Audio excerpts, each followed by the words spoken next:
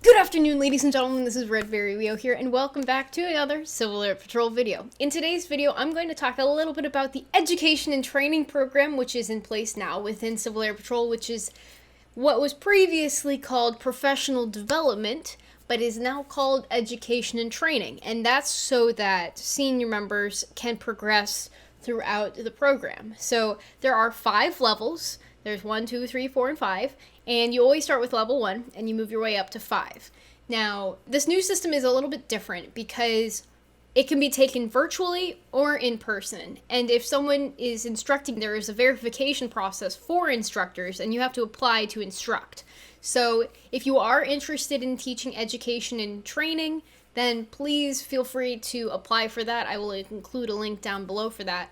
But it's also good to make sure that you are familiar with the materials. So there were other courses that you were required to take, which are like SLS, CLC, and there's a bunch of different courses that you would be required to take to get through each level. But now it's where you can take a series of modules online. And in those modules, sometimes there are quizzes, sometimes there are discussion boards, or there might be short answer questions where you type in like a paragraph on how you might respond to a specific scenario. So it's done through the new learning management system. So it's new-ish. It's been in place for quite some time now, but it's newer than what the old learning management system is. So if you're not familiar with it, it's called AXIS, AXIS, and it's where all of the course material will be.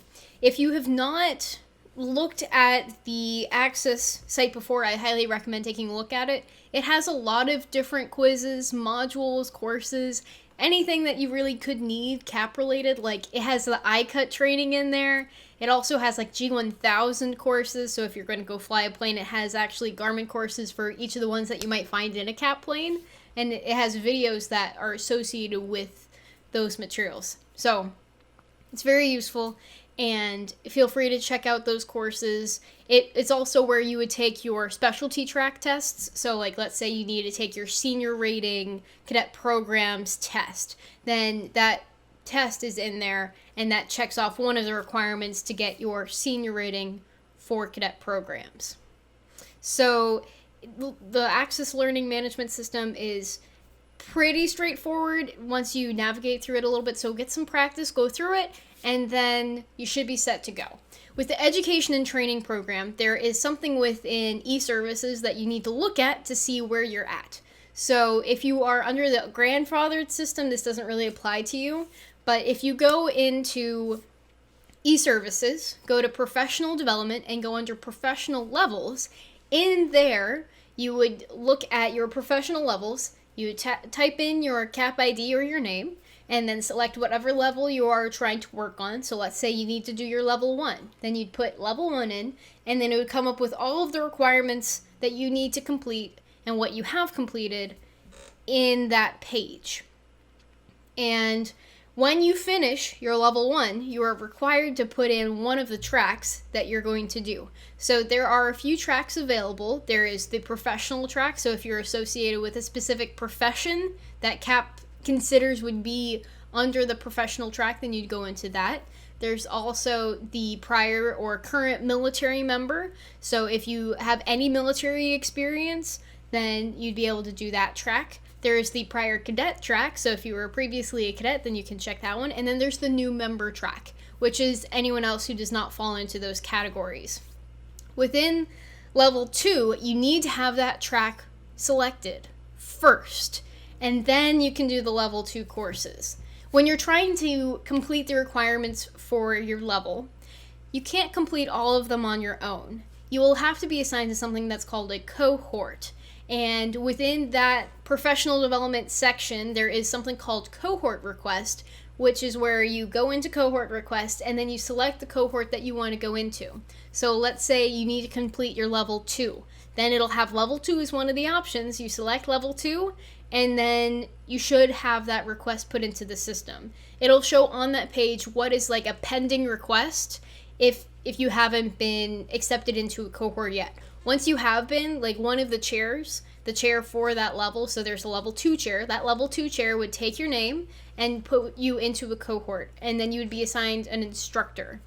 The instructors aren't super active at this point with how development goes with their students. They're more there to facilitate an understanding of how the online system works, which is fine, but the instructor primarily just grades the discussion boards, and they can answer questions about, like, if there's a problem, then they can forward that request on to the chair, and then the chair can forward it to IT. So once you are assigned to a cohort, you should hear from your instructor. You should receive some kind of email. And when you get an email, please make sure that your primary email address in eServices is the email that you want to receive for education and training. I've received some questions from students in my cohorts, and they're like, why am I getting emails to, like, my email address that I rarely check? And my response to them is, have you updated your primary email address in eServices? And they're like, no, I haven't. Well, the chair for the level pulls all of the emails out of eServices and puts them into the cohorts, and then sends Excel spreadsheets to whomever is instructing. So if your primary email address is like swimmer2000@yahoo.com, even though you might have like a jerry.drone@michiganwing.cap.gov as an email address, then you're going to be getting emails to that old email and not to the one that you are actively checking. So please make sure you update your primary email address within eServices when it comes to receiving emails on education and training. So you can take modules in Access before you are assigned to a cohort, but there are specific modules that you will not see until after you've been assigned. So like a lot of the discussion boards and the short answer questions, they won't really open up for you, or they shouldn't open up for you until you've been assigned. So even if you do go through all of the modules before you've been assigned, make sure that you go back and check after you've been assigned to see that you've completed all of the requirements. If you're not sure if you've completed the requirements or not, just go to Professional Development, Professional Levels, put in your CAP ID, and then the things that you've completed will have a little green check mark next to them. And if you have not completed them, then they won't have anything. Once something is approved, there's a column in there that will say that it's been approved, and if there's like some kind of paperwork associated with it, then typically your leadership has to approve it. So let's say one of the requirements is going to a conference, then you would put in the documentation of, like, here is my receipt from attending conference, or if the conference put together a list of all the CAP IDs that attended, then you would attach that, and then the chain of command would have to approve each of those things. So one of the interesting things about the new education and training program is that you cannot have like that promotion and accelerated promotion to whatever grade you're supposed to be until after you've completed your level 2 part 1.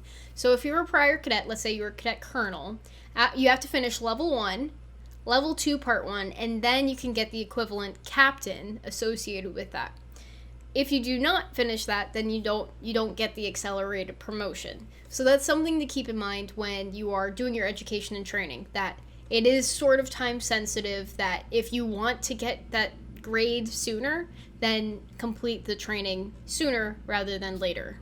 So I will provide some resources down below in the description on how you can get access to things, or like little step-by-step things that you can look at just to get into the Access learning system and to your professional development record, or the education and training record for each level. If you are from the old system and you have equivalent credit for, let's say, CLC, then you need to meet that deadline of the grandfathered system, and I'll include information on that below. If you do not meet those requirements for the grandfathering system, then you are required to go through the new system.